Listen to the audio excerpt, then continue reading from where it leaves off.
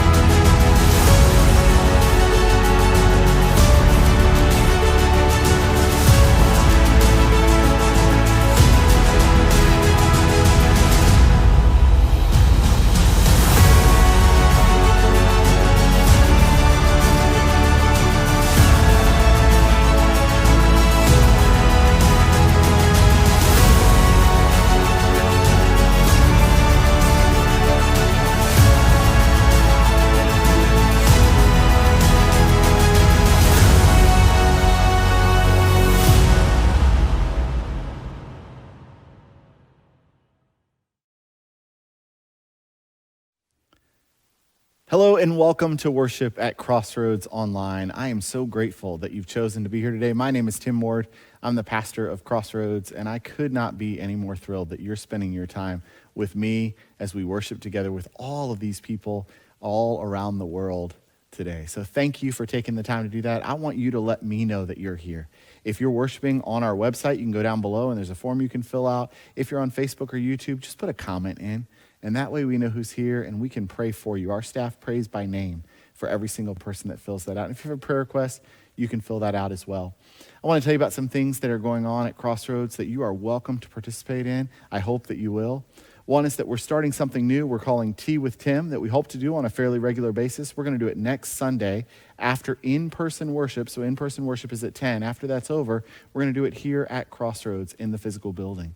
If you'd like to come and be part of that, it's a way to find out more about Crossroads, to learn more about me and about the church. But also, if you're interested in taking a next step forward to membership at Crossroads, we'll talk about that as well and what that looks like and how that journey can be lived out in addition to your journey. So we would love for you to participate in that. We have Trunk or Treat coming up next Saturday, the 30th. We want you to participate. First, invite people. Invite. Share on your social media. Second, want to invite you to host a trunk. You can decorate a trunk. You can dress up, which would welcome kids. That'll be from 2 to 4:30 here in the Crossroads parking lot. You'll have to get here earlier than that to set up, and you have to stay a little bit later to break down. But it's a great way to welcome and care for our community. And if you can't do any of that, but you'd still love to support Trunk or Treat, I want to encourage you to bring bags of candy. We will need lots of candy for Trunk or Treat. So bring those bags of candy to the church anytime during normal business hours next week, and you can drop those in a box that'll be available, and we will use those bags of candy to bless children. So I hope that you'll take the time to do that. I want to invite you to check out this video where you'll find out more ways that you can get connected to the Crossroads community as we connect to the world. Here are some ways that you can get connected at Crossroads this week. Thursday night from 7 to 9 p.m. we have high school Halloween movie night here at the church. We are still in need of 6 adult volunteers to make this a success. If you're able to help out with this event, please sign up on the connection card today. Friday night we have middle school s'mores night, and I'm sure that most of your middle schoolers out there will want to enjoy some yummy s'mores. So if they are interested or you are interested in having them go, please make sure to go to our website and register there, and that is how you will get the address. As always, you are encouraged to invite your friends to these events. November 7th, we will be having a native plant garden discussion, and this will take place at Crossroads and online. So if you are interested in being a part of this discussion, then you can sign up on the connection card. If you can't be here in person, that's okay. You can Zoom in with us while we do that. And it's going to be great because there's going to be a giveaway for a free tree. You can do that either by being there in person, you can be entered, or if you log into the Zoom, you can be entered, as well as if you watch the video of it afterwards. So the drawing for the tree will be a week later. from the event. So you have about a week to watch it afterwards if you can't make November 7th. The time on November 7th is 3 to 4. Sign up on the connection card if you're interested. And finally, you're not going to want to miss worship next Sunday, October 31st. We have much to be grateful and thankful for, and we are going to celebrate next Sunday. We're going to celebrate many things, and you do not want to miss this. Also, we will have yummy, extra yummy, special food of the pumpkin variety, I believe. If you want any more details on these or other events happening here at Crossroads, as always, check our website and social media. So you've now seen many ways that you can get connected. There are so many things that are going on at Crossroads, both to help us connect with one another, but also to connect with the world. That's what God calls us to do as a church. One of the ways that we're able to do this so well and so strongly is because of your generosity. I want to encourage you to take a moment right now, right there on your computer or wherever you're watching from, and go to crossroadsnova.org/give. You'll see a multitude of ways you can give. We try to make it as easy as possible on you, but give and give generously. Your financial giving is absolutely transforming the world, one person, one family, and one community at a time. So as you give, know that your giving is changing the world.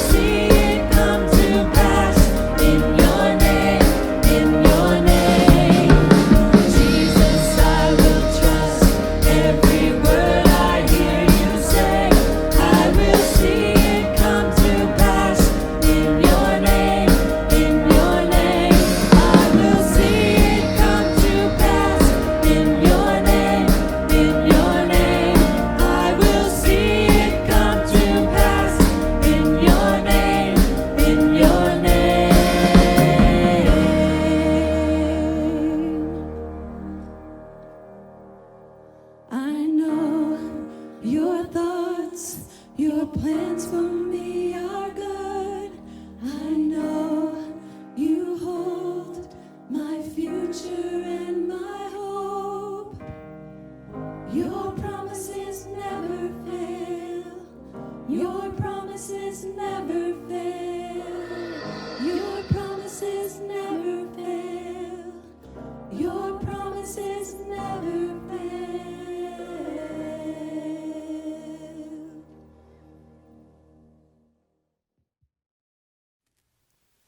Before we get started today with the message, I want to encourage you to go to our website, crossroadsnova.org/making-change. That's the name of this series, Making Change, where you'll find week 3's insert.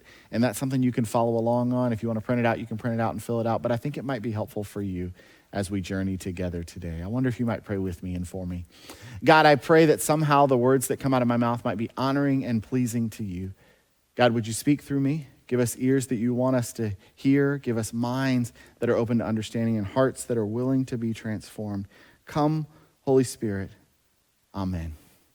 So we've been in this sermon series. Today is the last week called Making Change. And in this series, we've been talking about money and how money can have control over us or we can have control over money. So in that first week, we talked about how we spend wisely.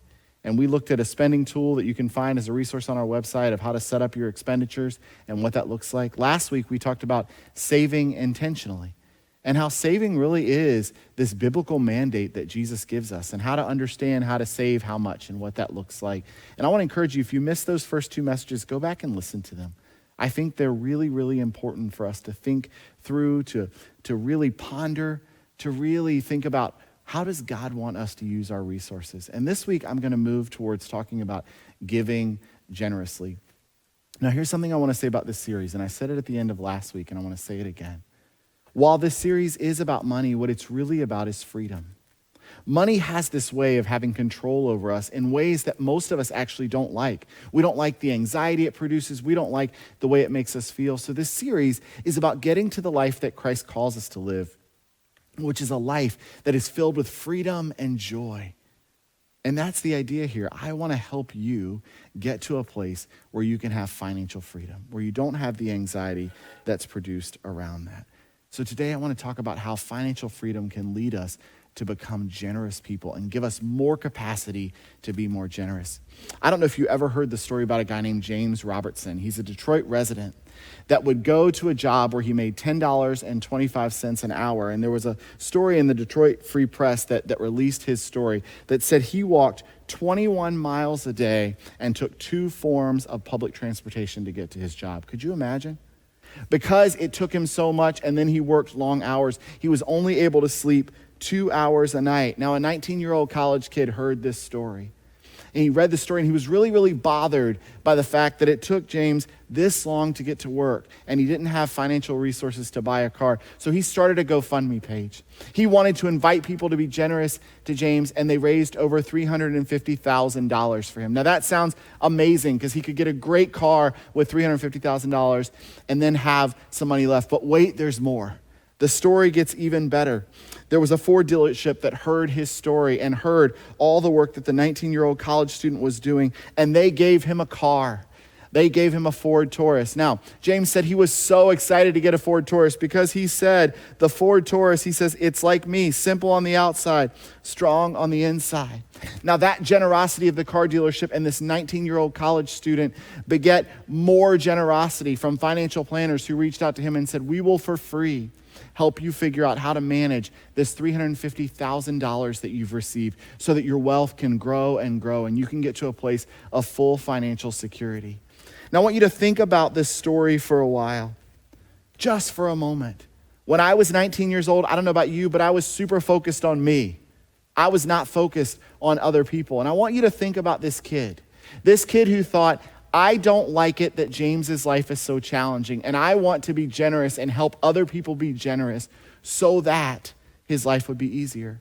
Now, what I want you to really notice in this story is not simply that James got $350,000 or that he got a new Taurus or that he got free financial planning. I want you to think about the fact that generosity compounds. Generosity begets more generosity. A 19-year-old boy started a movement A movement that led a bunch of people to give generously to a GoFundMe page, a movement that led a car dealership to give a car for free, a movement that led financial planners to give, and a movement that has absolutely transformed James's life. Generosity begets more generosity. It has a compounding effect. Now, generosity only works when our heart is right. What I mean by that, it's when the motivation is right, when we're at a place, and I've been saying how money is a spiritual issue. Generosity is a spiritual issue. We can be more generous. We're freed to be more generous when our heart is aligned with the heart of God, which is a heart of loving others and making sure that we can make a real difference in people's lives. I want to take a look at a passage today that's found in 1 John chapter 3, verses 11 to 18 to sort of illustrate this more. It says, "This is the message that you heard from the beginning. Love each other. Don't behave like Cain, who belonged to the evil one and murdered his brother. And why did he kill him? He killed him because his works were evil, but the works of his brother were righteous." Then it says, "Don't be surprised, brothers and sisters, if the world hates you. We know that we've transferred from death to life because we love the brothers and sisters. The person who does not love remains in death. Everyone who hates a brother or sister is a murderer. And you know that murderers don't have eternal life residing in them. This is how we know love. Jesus laid down his life for us, and we ought to lay down our lives for our brothers and sisters. But if someone has material possessions and sees a brother or sister in need, but refuses to help, how can the love of God dwell in a person like that? Little children, let's not love with words or speech, but with action and truth." There's so much wrapped up in this passage, so much goodness. And if you read the passage in the context of its whole, it has a real powerful, powerful message. Now, it's a bit of an odd thing to bring Cain and Abel back into the story here in 1 John. Why in the world? These were the first children of the first humans that are mentioned in the Bible in Genesis, Cain and Abel. And it's a story that's really, really tragic, right? Cain ends up killing Abel. And the reason that he does that is Cain is very jealous of Abel. Abel brings his first fruit to God as an offering. It's the best fat of his crops. And his motivation is that he believes that God has blessed him so much that he wants to give back to God. He wants to be generous back to God. Now, Cain gets really jealous with that. So Cain gives God the leftovers. And Cain's goal in giving God the leftovers is so that God will bless Cain more by bringing more rain for his crops so that his crops will grow and Cain will be more wealthy. So not only did Abel give his first fruits, Cain gives his last leftovers and then has this motivation of expecting something from God. He wants this gift. It's a motivation of, I need something from you. God looks favorably on Abel because of what he brought. God looks less favorably on Cain because of how he brought what he brought. Cain gets angry. Cain then goes on to kill Abel. But look at how God responds to Cain, going back to Genesis, when he gets jealous and angry. It says, "Then the Lord said to Cain, 'Why are you angry? Why is your face downcast? If you do what is right, will you not be accepted? But if you do not do what is right, sin is crouching at your door. It desires to have you, but you must rule over it.'" See, there's this thing where God is saying, do what is right, and we can get caught up in those words. God is saying, be generous. Have the right motivation and the right heart for being generous. Because what God knows and what Jesus says over and over again when he's talking about money is that generosity doesn't happen by accident. Generosity happens because of intention. It requires us to look at our lives, make decisions about how our resources will be deployed. Most people want to be generous. Do you know that? Most people in the world would love to be generous. The true heart of nearly everyone is they would like to be generous. But many people don't have the means to do it because they haven't created the margin or created the intentionality to be able to do it. Cain's a really prideful person. That's the example we get of Cain in the scripture. And his pride was wounded. He was angry. He felt shame that his little brother's offering was greater than his. Rather than examine his own heart, rather than looking at his own generosity, his shame and his jealousy caused him to go after Cain. And he does this thing, and it says, the heart that can murder a brother is not likely to bring its best offering to God. Now, we can read that text, and we can say that that means that God is not in the heart of a murderer. I don't think that's what it says. I think it's saying that the heart that is filled with the love of God is the heart that is about loving neighbor and about caring for others. The author of 1 John tells us to consider our hearts and then to go and to look for Jesus. It says, this is how we know what love is. Jesus Christ laid down his life for us, and we ought to lay down our lives for our brothers and sisters. Friends, I've done a lot of work with people in my life talking about generosity. And I've seen the transformation it has made in my own life as my wife and I have become more and more generous in our lives. I've seen the transformation that financial generosity makes in others. And what I've come to understand is that every single person that I've come to know is on what I would call a generosity pathway. And you're going to see a graphic here that'll show you this. And I'm going to explain it a little bit because I want you to think about, sort of your homework today is to think about, where am I on the generosity pathway? What's my motivation? Where is my heart? What's my passion behind this? So the first person, the first place that you would find where somebody is on their journey on the generosity pathway is what we would call a first-time giver.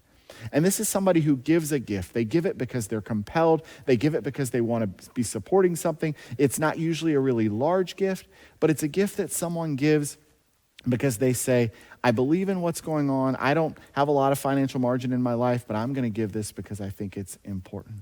And a first-time giver in our instance here in this church might be a child, it might be a student, it might be somebody who comes to church for the first time, it might be somebody that comes on Christmas or on Easter, but it's somebody that gives one gift to the church, and that's their very first gift. Now, the next step for somebody, if you're today and you're looking at that and you say, yeah, I'm a first-time giver, is to take the next step on the path. And the next step on the path is to become an intentional giver, a regular giver with some sort of recurring gift. And these are people in our church here at Crossroads who often will set up regular giving either through our website or set it up with their bank to where it comes. It's an intentional gift. They set aside an intentional amount every single week, every single month, whatever it is. Or they come on Sundays and they drop in the same check every week that they come. Right? That's an intentional gift. They're making an intentional decision to do a reoccurring gift. So here's the next step. There's a lot of folks that fall into that category. The next step, and each category gets a little bit slimmer, by the way, when it comes to people on the journey. I want to invite people, everybody, to take steps on the journey. But the next step on the journey is people that have what we call, become what we call growing givers. And these are people who are making decisions about percentages of their income. And it may be, if you're a person who gives, I don't know, $10 a week or something right now, you may say, well, I want to be a person that gives 2% of my income. Or I want to be a person that gives 3% of my income, whatever that looks like. But it's an intentional thing of looking at a percentage of your income, right? You're trying to grow towards giving more, but you're looking at it as a piece of your income, just like you might look at other things in your life, right? What you put into savings, what you put into your 401k. But there's intentionality behind it. Now, the next step is to increase that by a percentage or two, but the next step on the journey are people who become tithers. And that's something we read about in the Old and New Testament, and some people get really hung up on that.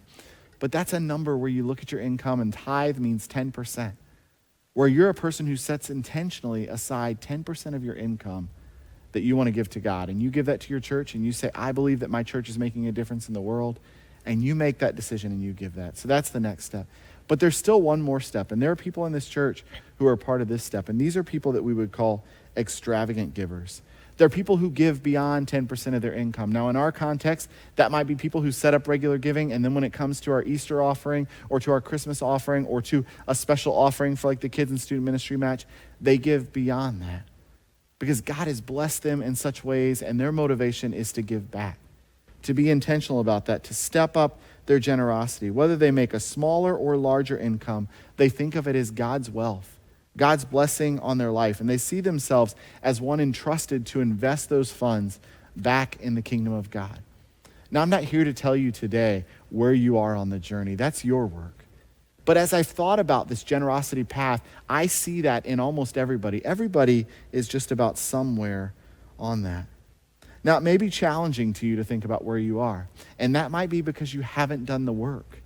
You haven't done the work of sitting down and looking at your spending plan that we talked about in week 1. You haven't done the work of sitting down and looking at your savings plan. You've never actually figured out what a percentage of your income might look like. And I want to encourage you to do that this week.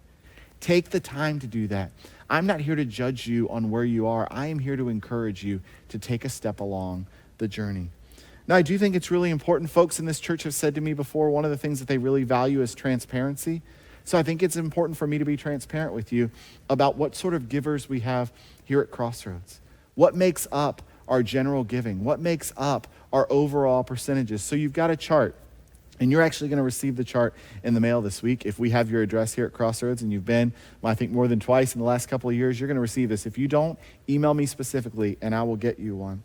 But this first thing I'm going to tell you about is a group of people that give between $1 and $2,000 a year in the last year to Crossroads.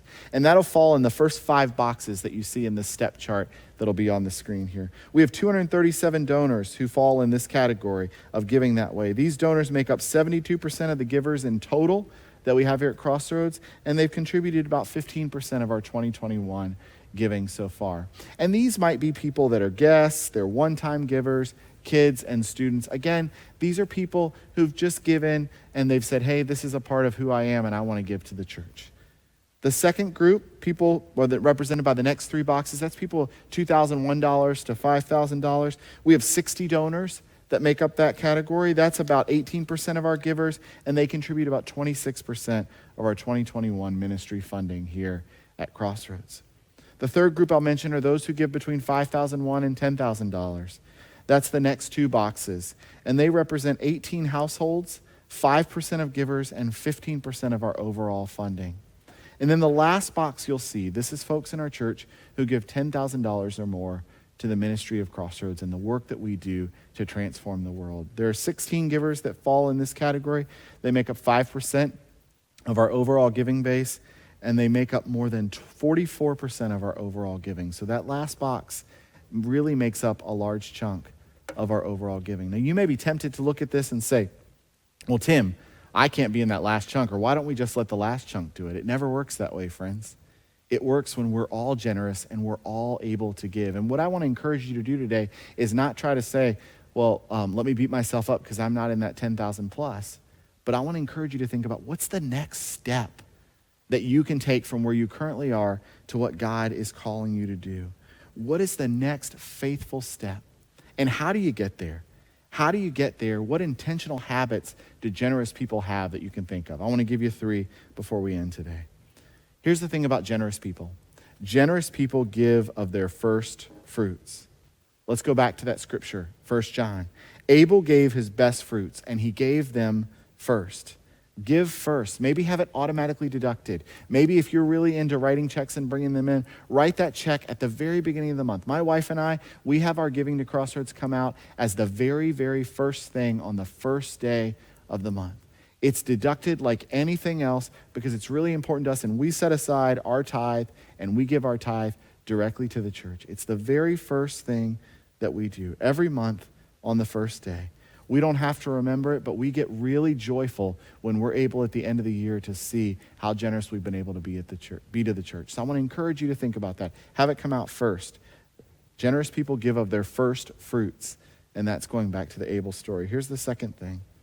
Generous people do it for themselves, for transformation of themselves and transformation of others. I believe generosity changes you and me as much as it changes other people around us. I bet that 19-year-old kid's life was changed for raising that $350,000. I bet that car dealership owner's life was changed to see the look on the guy's face as he got in the car. I want you to think about that. Let's look at the scripture again. The scripture says, this is how we know what love is. Jesus Christ laid down his life for us, and we ought to lay down our lives for our brothers and sisters.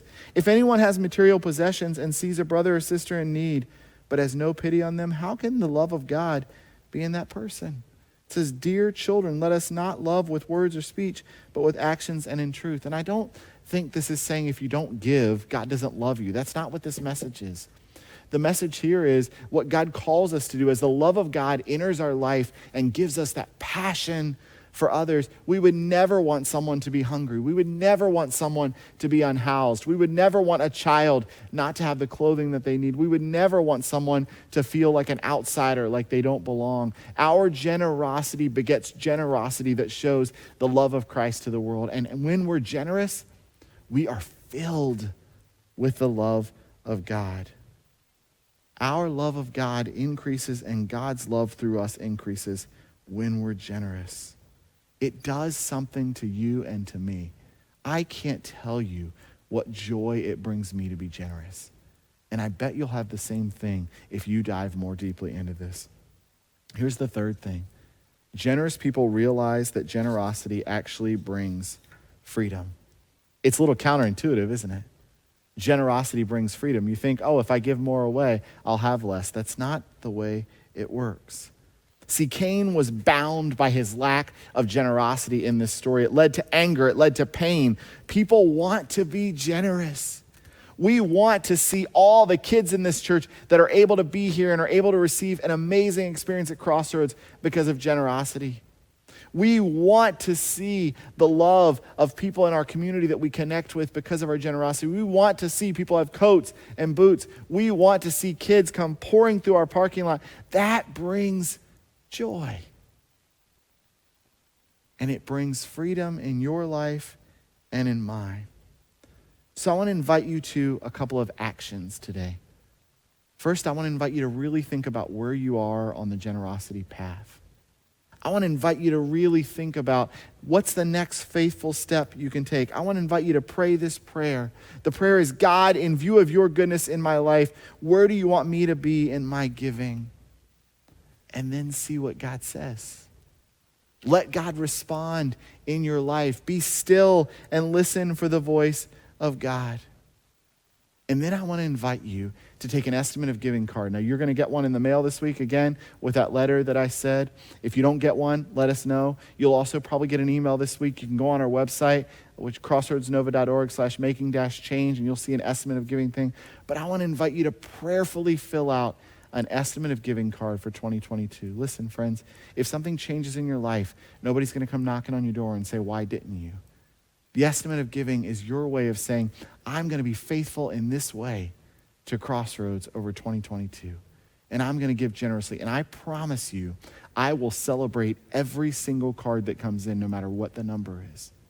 I believe that God will deeply celebrate the work that you do when you fill out that card. To think about how you're going to support the ministry of this church, the mission of Crossroads over 2022. I can't wait to see all that God does. Now, I do want to tell you a quick story as you're thinking about this. Maybe it'll make you think about it differently. We recently had someone here at Crossroads give stock to the church as a gift. And they gave it to the church, and I said, I bet we have a lot of people in this church that have stock, that could give stock, and it could be a way that they'd be generous as you're thinking about your estimate of giving for 2022, or even as you're thinking about your giving in 2021. If you own appreciated stock, you can donate that to the church. Take a full tax deduction for the value of the shares at the date of the donation. It doesn't generate a 1099 for you. The church can sell the shares. We won't pay any capital gain tax. It's a win-win across the board. That's a way for you to be creative and think about your generosity. I'm sure there are many other ways for you to think about your financial generosity and be creative. But whatever you do, I want to encourage you to think about it. I want to encourage you to pray that prayer. God, in view of your goodness in my life, where do you want me to be in my giving? And then I want to encourage you to listen to God and take action. Plan for it. Generosity is one of the most gratifying things in my life and in my wife's life. And I bet it is for you if you take on this challenge as well. Remember, generosity begets generosity. The more you're able to be generous, the more it adds to generosity. I think back to that couple in our church who gave $50,000 to kids in student ministry and then said, what if we match it? Their $50,000 led to $50,000 more dollars, and today we're reaching more kids and students than we have in a really long time. Generosity begets generosity. Next Sunday, we're going to have a big celebration service and worship. I sure hope that you'll come if you can. If not, I hope you'll join online.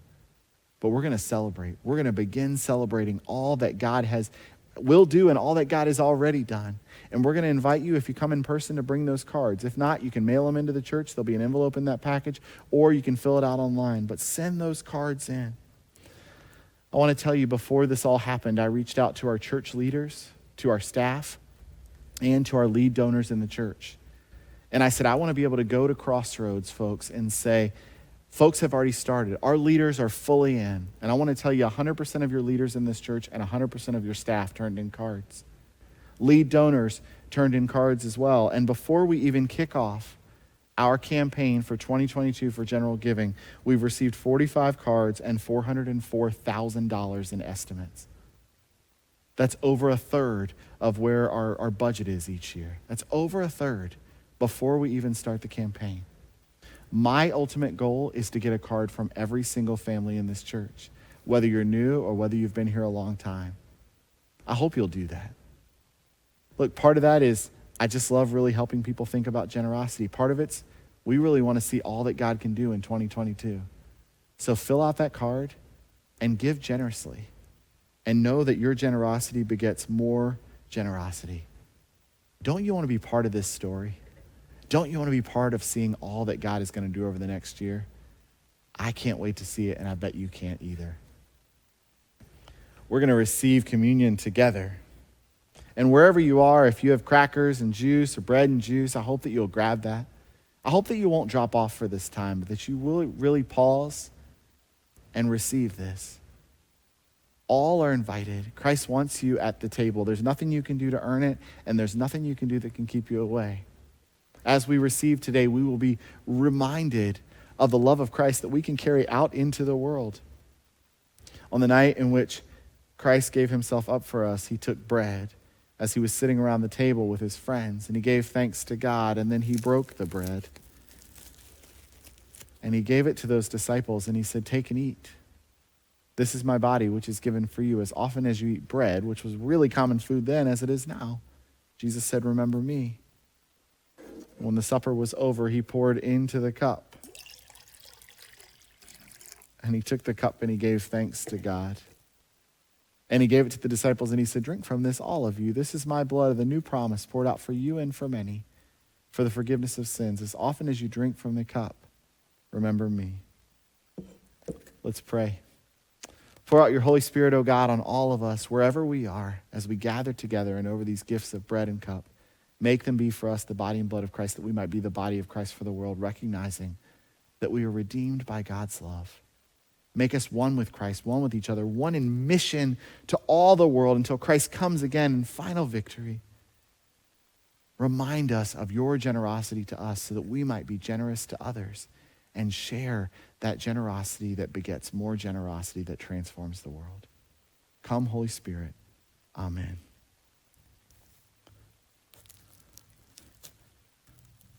These are the gifts of God given for you and for me to transform the world. Amen.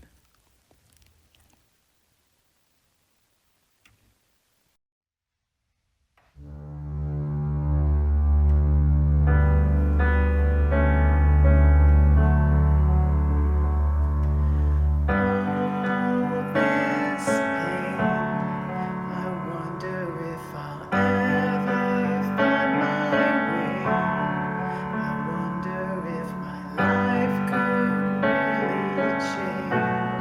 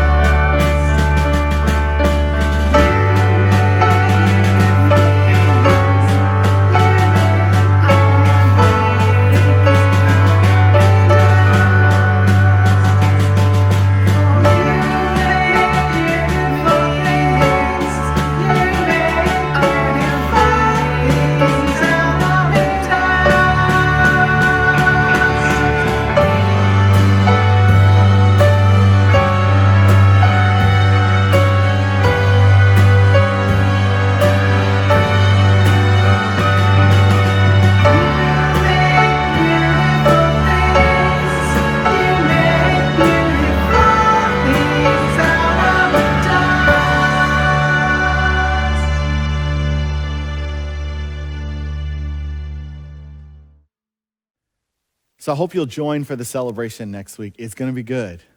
There's a lot of exciting things happening. You don't want to miss it, because if you miss it, you miss it. But the bigger thing I hope for you is I hope for financial freedom in your life. I hope that you become such a generous person that it brings you the kind of joy that I know it's brought so many others, including myself. I hope you'll turn in an estimated giving card for 2022. And I hope that when you do, you know that whatever you fill out on there, that you are giving in a way that shows your deep love for God and your deep love for the world. There's no judgment in this message. I hope you don't hear any. All I'm inviting you to is a life of generosity. And I can tell you this, a life of generosity will change your life. Amen.